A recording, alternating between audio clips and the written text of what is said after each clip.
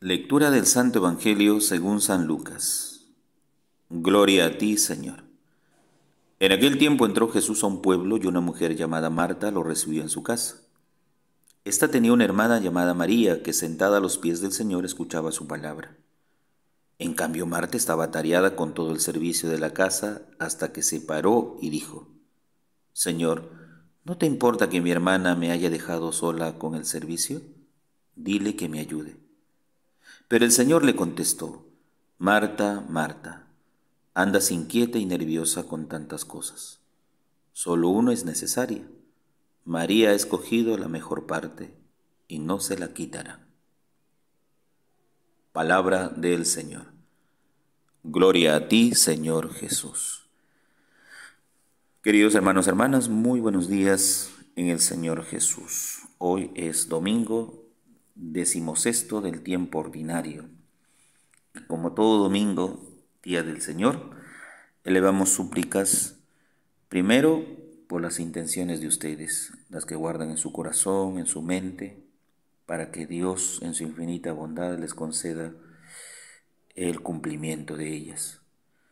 Y por nuestras intenciones de todos los días, por el fin de la pandemia, que hay tantos contagios, pero que es una subvariante que ojalá no haga muchos estragos, sobre todo en los más vulnerables, que no haya más muertos.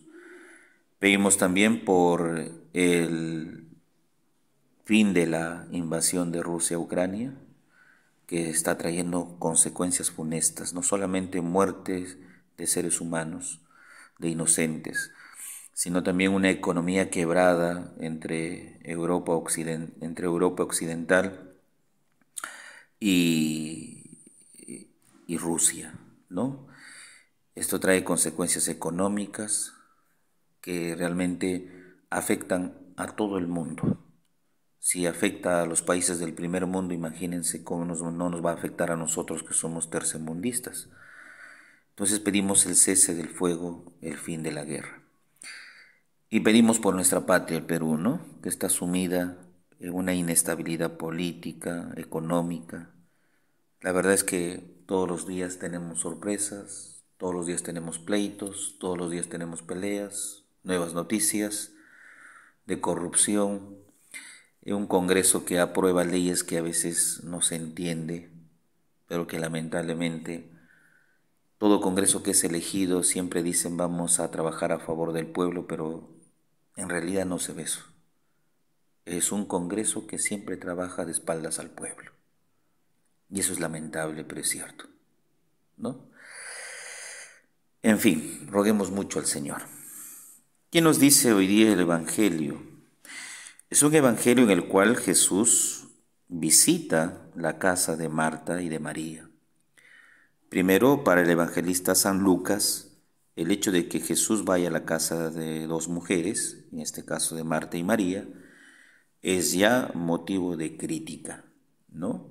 De crítica, ¿por qué? Porque habitualmente no se visita la casa de mujeres. Y habitualmente para el tiempo de Jesús, los rabinos no tenían como discípulas a mujeres, no enseñaban a mujeres, solamente a varones. Entonces, podríamos decir que la mujer no cuenta, no trae, pues, diríamos, eh, buenas relaciones, sino al contrario, críticas, con mucho desdén, sobre todo menoscabando esa integridad, esa dignidad de ser mujer. Pero Jesús está ahí. Igual Jesús va a visitarlas, Jesús no escatima y no repara en críticas, sino al contrario, su visita es una visita de mucha bendición y de amor. ¿Por qué? Porque cuando la reciben en su casa, Marta, ¿no?, dice, tenía a su hermana María, y ella estaba sentada a los pies del Señor, escuchando su palabra. Aquí hay un punto fundamental. Escucha de la palabra, atenta, como la de un discípulo que al lado de su maestro, de rodillas o prendido de sus pies, escuchaba con tanta atención, ¿no?, la enseñanza, el mensaje de lo que el maestro podía impartir. En el caso de Jesús, su palabra es una palabra de autoridad, es una palabra que va con fuerza, es una palabra que cautiva, ¿no? Es una palabra que realmente seduce. Y María se encuentra seducida con esa palabra, con la enseñanza de Jesús. Y a sus pies está a una escucha atenta, ¿no? Esa es la posición de María.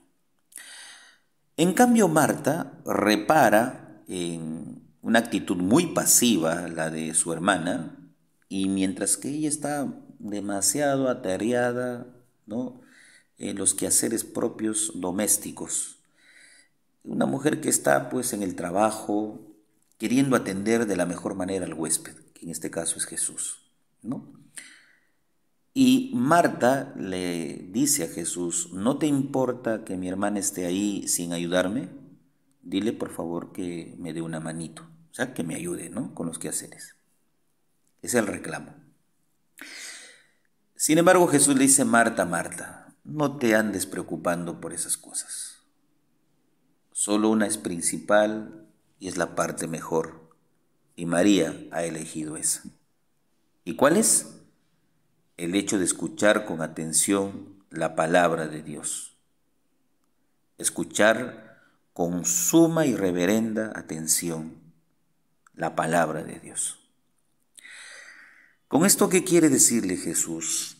¿Y qué quiere decirnos a nosotros? ¿Regaña a Marta por la actitud de servicio que tiene frente al huésped, que es buena? No, pero Jesús le quiere decir algo.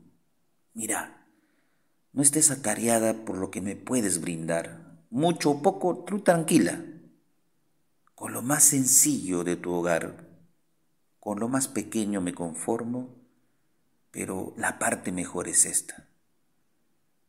Ponte a los pies del Señor a escuchar su palabra, a escuchar su enseñanza.